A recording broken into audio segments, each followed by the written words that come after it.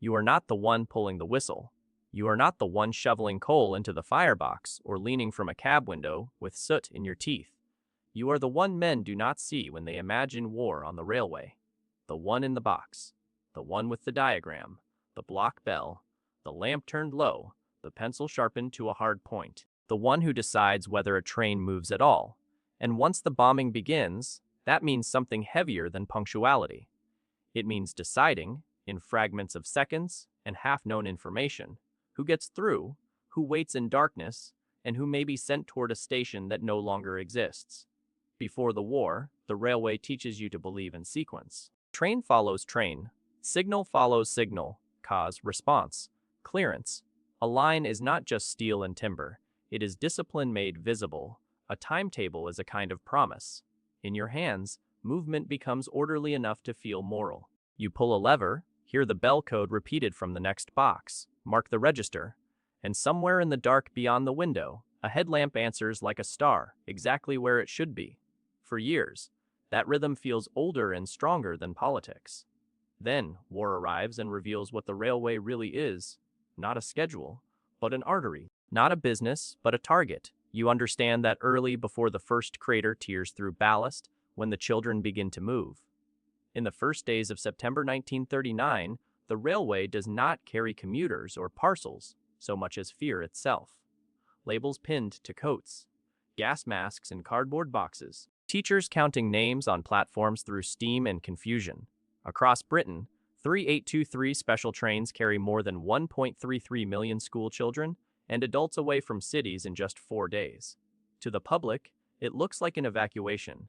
To you, inside the system, it feels like a test. Can the network absorb panic without showing panic? Can steel hold when society starts to tremble?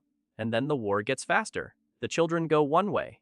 Soldiers come the other. By late May and early June 1940, trains begin swallowing the exhausted remains of an army. Dunkirk is remembered for the little ships, because water photographs better than rail. But once the men touch England, the burden becomes yours. Railway operations are carried out almost blind, without reliable knowledge of how many troops will reach which pier or at what hour. On 27 May alone, 186 trains are assembled and sent toward the ports. Over the course of the operation, 620 trains move more than 319,000 troops inland, while other lines are still carrying government traffic and further evacuations. On the southern routes, dynamo specials stream out of Dover, Ramsgate, Margate, Folkestone. Nearly 2,000 extra carriages are found at short notice. 180 engines and crews are pulled into the effort. Ambulance trains take priority. Soldiers are fed during 8-minute stops, because there is no time to stop being hungry for longer than that. Network Rail Southern Railway, that is when the job begins to change inside you.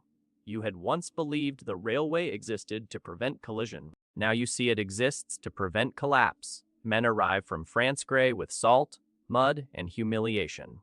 Some still joke. Some stare. Some sleep sitting up before the carriage has fully stopped. On paper, they are traffic. In the room with you, they become pressure. If this train goes in first, another must wait. If this line is held for military priority, civilian freight stalls somewhere else. Coal, food, ammunition, hospital supplies, refugees, repair crews, anti-aircraft equipment, mourning families, orders you never read but obey anyway. The railway no longer asks you to be accurate. It asks you to decide which necessity outranks the others, and to do it quickly enough that the whole machine does not seize. Then the nights begin. On the 7th of September 1940, London is hit hard enough to leave 430 dead and 1,600 injured. And after that, the raids do not feel like events. They feel like weather. London is bombed for 57 consecutive nights. Across the 9 months of the Blitz, more than 43,500 civilians are killed. Major cities and ports burn. Streets vanish. Docks are torn open. Somewhere above you, crews you will never meet search for the geometry of stations, junctions, bridges, sidings, marshalling yards. They are looking for the same network you spend your life trying to keep coherent. Imperial War Museums from then on, you work in subtraction. Less light, less certainty. Less sleep, blackout blinds pulled down. Yard lamps dimmed or extinguished, hooded signals burning so carefully they are almost invisible from the air. Passenger car lighting altered so it will not show through windows. During alerts, trains run dark. At first, speeds are cut brutally low. Then, as experience hardens into doctrine, the limits rise again, up to 50 miles per HR in daylight raids, 30 in blackout alerts, because the country has already learned the alternative is paralysis. Wrecking trains stand ready with steam up. Special fire and bomb cars wait with pumps, shovels, sand, snuffers, and tongs for unexploded incendiaries. Damage that ought to stop a line for days is often repaired in hours. To an outsider, this sounds like efficiency. To you, it feels like a civilization teaching itself to flinch without falling. War on the British railways, darkness changes the body before it changes the timetable. You begin to hear the railway more than see it. Couplings strike with sharper menace. Boots on wet boards sound farther away than they are. A hand lamp swinging between wagons becomes both lifeline and liability. Blackout conditions contribute to fatal accidents among railway workers in the opening months of the war. Men are struck during shunting, disappear in sidings, vanish between routine movements made murderous by restricted light. The public sees the blackout as protection. You learn that protection always invoices someone. Often the bill arrives in blood, no newspaper prints. Railway work, life and death, you start living by fragments. Bell codes in the dark. The metallic resistance of a lever cold from night air. A station clock glimpsed through taped glass. The smell of hot dust after a near miss. The strange intimacy of shared danger with people whose surnames you know better than their faces. There is no heroic music in it. Mostly there is paperwork. Train registers, incident notes, times entered. Because if the system is to survive, someone must keep recording reality after reality has broken. And the railway does break. A station is bombed. Switchboards are moved into corridors under walls, hot and airless, while broken glass is swept from the floor and wet tickets are sorted by hand. At York, workers remember injured passengers being lifted from a bombed train. One woman's bicycle is destroyed. Another works as a blackout attendant, riding trains to make sure the blinds stay down. These are not grand stories in the language of victory. They are smaller and more truthful.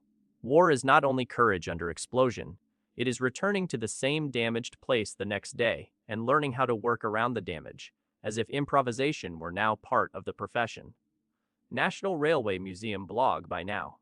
The railway workforce itself is changing shape around you. Men leave for the services. Their names come off one register and appear, eventually, in letters or telegrams or memorials. Women step into jobs railway companies once insisted were not for them. By the end of the war, female railway employment has risen sharply from its pre-war baseline. In practice, that means new voices on platforms, at switchboards, in parcels offices, on trains, in workshops, in places the old culture had considered male by natural law, until emergency revealed how artificial that law had always been. The system does not liberalize out of kindness. It adapts because war strips institutions of the luxury of pretending tradition is the same thing as necessity. Network, Rail National Railway Museum blog. But adaptation is not relief. It just means the pressure is distributed differently. In London alone, transport staff keep operating while stations, routes, depots, and garages are hit. Over the course of the war, 426 London Transport Street AF are killed and nearly 3,000 injured while doing their jobs. Read that slowly. Not in combat. Not charging a beach. Working. Reporting for duty. Turning up where they were expected to be while bombs fell from a sky none of them controlled. The public later remembers stoicism, because stoicism is easier to admire than to anatomize. What it actually meant was this. People learned to continue ordinary procedures in extraordinary danger until the procedures themselves became a shelter thinner than concrete, but psychologically more necessary. London Transport Museum, there are nights when you begin to suspect that the railway is being kept alive not by engineering but by ritual. The bell, the lever, the entry in ink, the acknowledgement from the next box. Somewhere nearby, repair gangs move toward an incident before the dust has settled. Elsewhere, crews shift burning ammunition trains, work on signal wires above unexploded bombs, or continue at the frame while the building itself is on fire. The official language praises cool courage. You know another word for it: compression. Fear pressed so tightly into habit that it can no longer spread through the body in time to stop the hands. War on the British railways, and because the work must continue, morality becomes procedural. You may be asked to prioritize queue traffic, special expedited trains, carrying whatever the government decides matters most. You do not choose the war's strategy, only its immediate path through a junction. Yet, that limited power can feel more intimate than command. Hold a coal train and somewhere people shiver.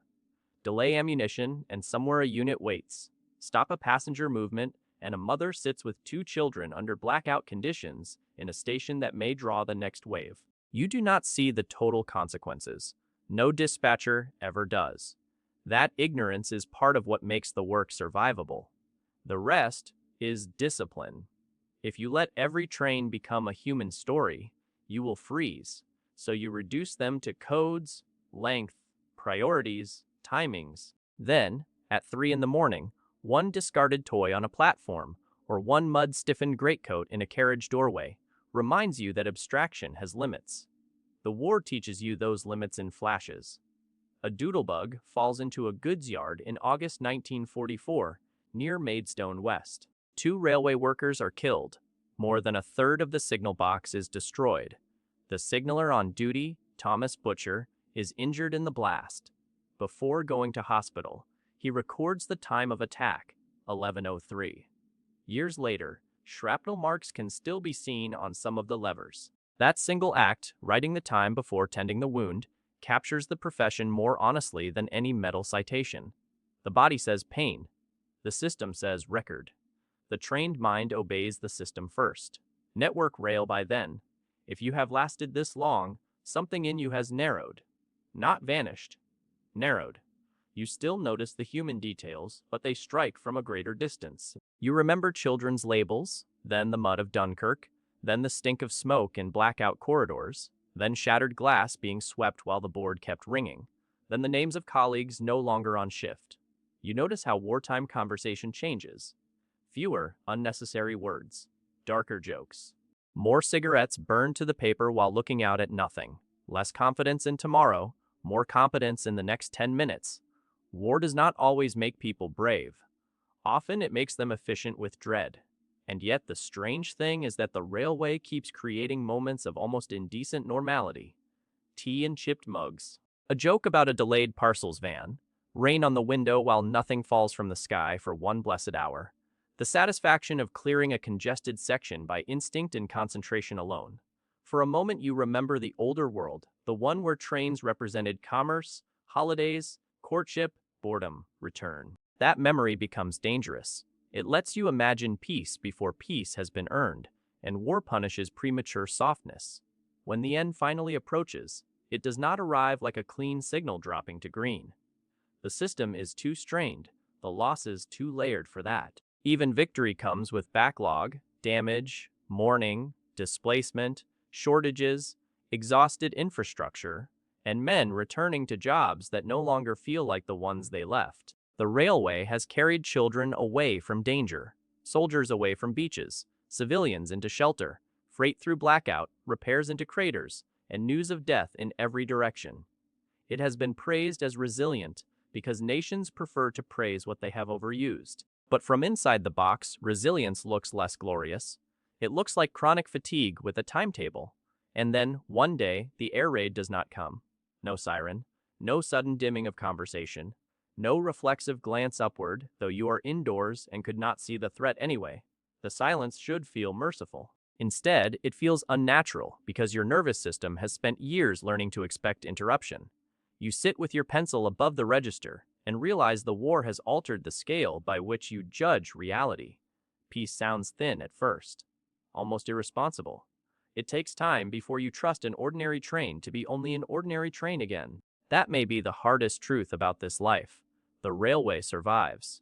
The country survives. The lines are repaired. The shattered glass replaced. The burnt timbers cleared. The traffic normalized. The staff remembered in speeches and stone. But the person who learned to work under bombing does not step fully back into peacetime. Not really.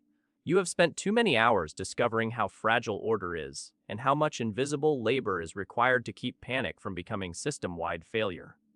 Once you have seen a network hold under fire, you never again mistake smooth operation for simplicity. You know what calm costs? Years later, someone may stand in a preserved signal box and admire the levers, the varnished wood, the polished brass, the ingenuity of an older railway age. They may notice the long frame, the broad view, the beautiful mechanics. If they are told about the blast scars, they will treat them as history. You know better. History was never the scar. History was the hand that kept working after the glass blew in. And if they ask what it was like, the only honest answer is this. It was like living inside a clock, while men tried to smash it from the sky. It was like learning that civilization is not held together by speeches or flags, but by tired people in confined rooms making correct decisions at the edge of catastrophe. It was like hearing a bell in the darkness and understanding that if you answered wrong, strangers would die without ever knowing your name. It was like writing down 1103 while bleeding. It was like surviving, which is not the same thing as being unharmed. And long after the bombs stopped, long after the stations were rebuilt, and the timetables cleaned of wartime scars, there was still a part of you listening for the next code on the bell, pencil ready, waiting to mark the time.